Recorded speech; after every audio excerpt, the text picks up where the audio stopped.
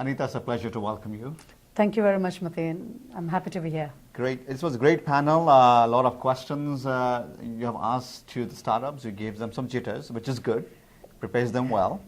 So let me put you on the hot seat here and ask you, what are the good things you have seen the startups that are presented today that I think are good fundamentals?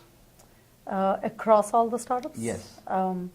I think one thing that I really noticed, which is really interesting, contrary to Silicon Valley environment, almost all entrepreneurs are extremely experienced from the industry, which is not very common in the Valley. You tend to have like more 20-year-olds, late 20s, young, straight from school.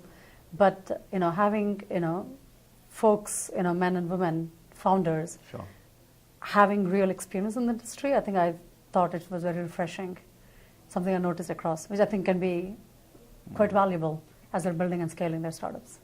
You work with startups, you mentor them, advise them. And I asked this question to, because sometimes some questions are very basic and that has to be repeated. So I'm repeating that question again. The basics, remain the same with the economy and the, where the horizontal or vertical space, emerging. Those things change, but the fundamentals remain the same.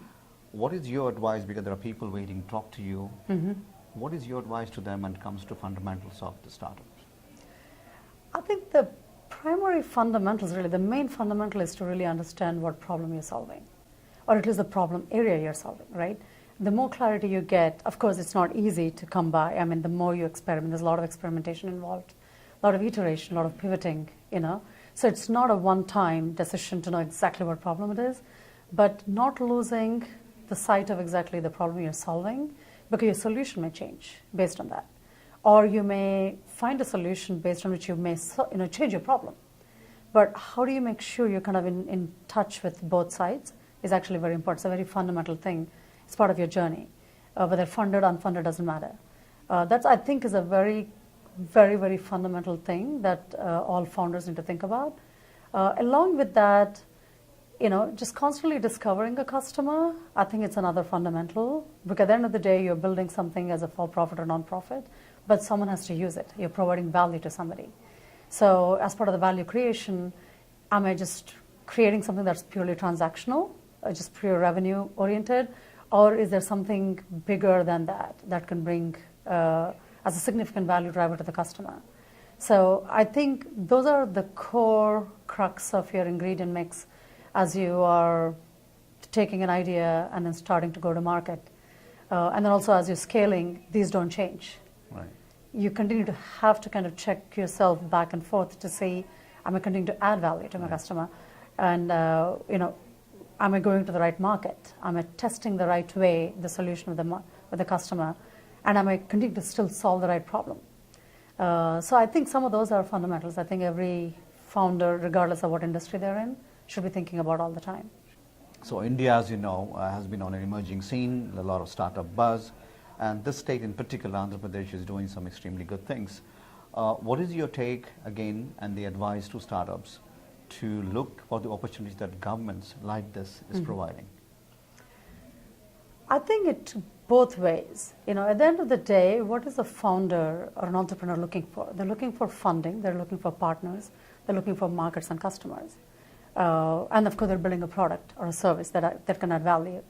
Whether the funding comes from where is important, but it's really not necessarily a debilitating factor, right? So if the governments are actually stepping up and then trying to open channels of capital, where your reliance is not just on a singular source of capital, why not? I don't think we should, founders should be worried about where the money is coming from, but more should be worried about what restrictions the capital comes from. Right? Would that allow them to scale the way, give them the autonomy to build, continue their vision that they want to build? I think is really more important to focus. At the same time, another factor which I think, whenever there is sort of a government or a pseudo-government or an agency involved in providing capital or actually driving it, it goes back to the objectives of them, right? And how would that affect you as a founder? Again, it goes back to is it restricting you to a particular country or a state or a city?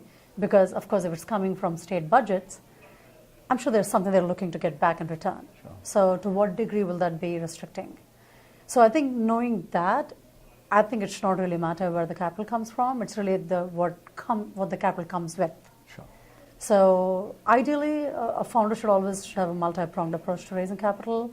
Tap into VC, tap into grants, tap into any source, but also see what that capital can provide value. Will that bring advisors? Will that open markets? Will that actually develop new partnerships? And governments sometimes have a pretty interesting role where they can open up new markets. Sure. Eliminate bureaucracy if they want to, but they can also become bureaucracy. So it's like just kind of knowing that, getting a sense of that early on would be really helpful for a founder. Great. But Chandrababu Naidu, I'm a big fan. I grew up in Hyderabad and I've witnessed what high-tech city has done and how it really helped the local economy. China is another classic example where government is the biggest driver of technology and startups. But I'm also a big fan of Silicon Valley approach of, let individuals take on that role and let the policymakers just provide the loose policy within which you can operate and innovate. I couldn't agree with you more.